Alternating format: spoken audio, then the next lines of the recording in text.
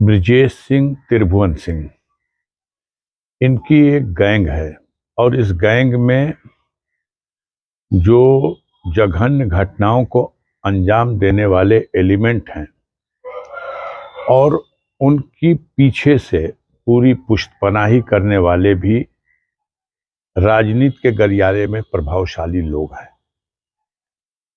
1991 में कुंडेसर में जब मैं विधायक था और चुनाव हो रहा था, चुनाव प्रचार से लौटते समय मेरी गाड़ी पर आक्रमण किया गया। उस आक्रमण में 4 लोग मारे गए, 3 लोग तो घटनास्थल पर ही, कॉमरेड कमला सिंह, झिंगुरी गुप्ता और कॉमरेड सुरेंद्र राय। बाद में एक और रिटायर प्रिंसिपल कॉमरेड रामेश्वर राय, जिनकी आंख में गोली लगी थी, उनकी भी बाद में मृत्यु हो गई। इस घटना में सेना के रिटायर कैप्टन जगन्नाथ सिंह घायल हुए।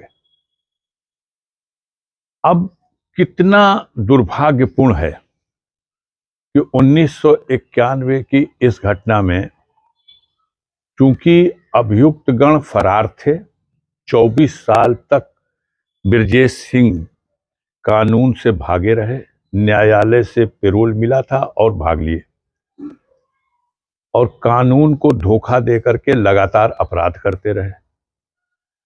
जब वो पकड़े गए भुवनेश्वर में, दिल्ली की पुलिस ने पकड़ा, तब वो लाए गए, उनके खिलाफ मामले खुले, उसमें कुंडेसर कांड भी खुला। लेकिन अपने धन बल, अपने राजनीतिक प्रभाव और अपने भय और आतंक का लाभ उठा करके उन्होंने गवाहों को तोड़ा।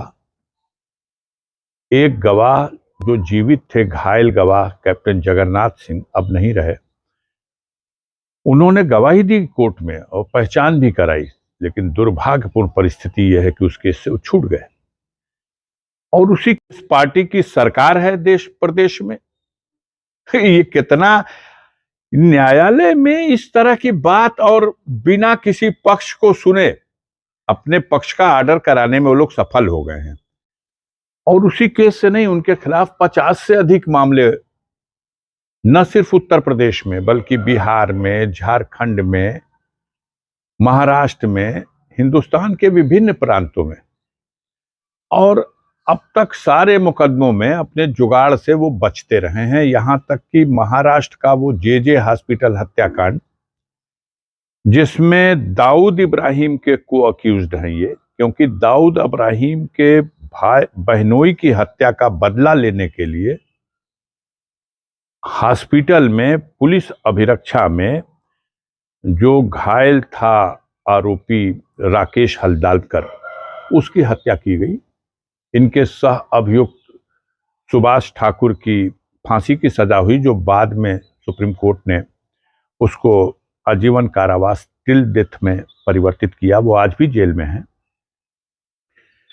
अजीब बात है कि सारे केस में बचते चले आ रहे थे। इस केस का भी ट्रायल गाजीपुर में शुरू हो गया, जिसका आपने वर्णन किया है, उसरी चट्टी हत्याकांड। ये 2001 में मुख्तार अंसारी की हत्या करने के उद्देश्य से ब्रिजेश सिंह, त्रिभुवन सिंह और उनकी गैंग ने अटैक किया था। उसरी यहां से 5 किलोमीटर दूर मऊ को जाने वाले रास्ते पर एक छोटी सी चट्टी है, गांव है। उसमें 9 इंजर्ड विटनेस जीवित हैं। घटना में कुल 3 लोग मारे भी गए थे। आज तक इस केस का ट्रायल रुका रहे, इसके लिए वो लगातार प्रयास करते रहे कि हमें ट्रायल न हो, उससे पहले जमानत मिल जाए, ताकि हम गवाहों को फिर डरा धमका के खरीद लेंगे। और ऐसा हुआ। हाई कोर्ट में उनकी जमानत की अर्जी खारिज करते हुए बहुत सख्त फैसला लिखा था कि जिस मामले में 9 लोगों को गोली लगी है और जो आदमी इतने दिनों तक फरार रहा, 5 लाख का इनामिया अपराधी था, उसको कैसे जमानत दी जा सकती है। उसी में लास्ट में उन्होंने डायरेक्शन लिख दिया, 1 साल में इस मुकदमे का ट्रायल पूरा कर दिया जाए। अब ब्रिजेश सिंह इस ट्रायल से बचते रहे। इसका ट्रायल पहले इलाहाबाद एमपी एमएलए कोर्ट में था।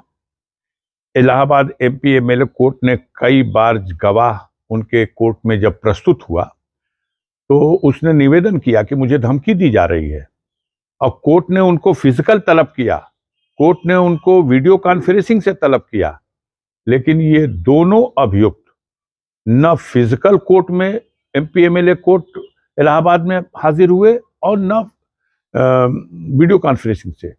और अपने ऑर्डर शीट में उन्होंने लिखा है, इलाहाबाद एमपी एमएलए कोर्ट के तत्कालीन जज ने, जब एक निर्णय हुआ, कोर्ट बन गई, तो जैसे सारे मुकदमे अपने अपने जिलों में ट्रांसफर हो गए, ये भी मुकदमा इस जिले में ट्रांसफर होकर के आ गया।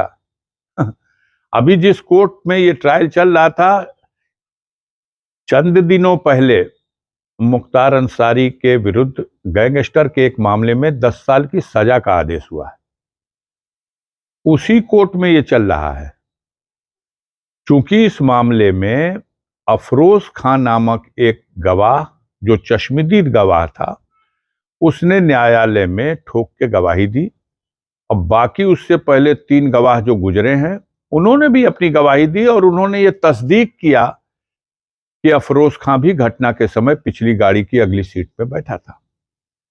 अब 4 तारीखों से लगातार मुख्तार अंसारी तलब किए जा रहे थे। मुख्तार अंसारी तो न्यायिक अभिरक्षा में है और न्यायालय ही उनको बुला रहा है कि आइए केस में गवाही दीजिए, और अभियोजन उसको, प्रशासन, शासन उसको नहीं प्रस्तुत कर रहा है।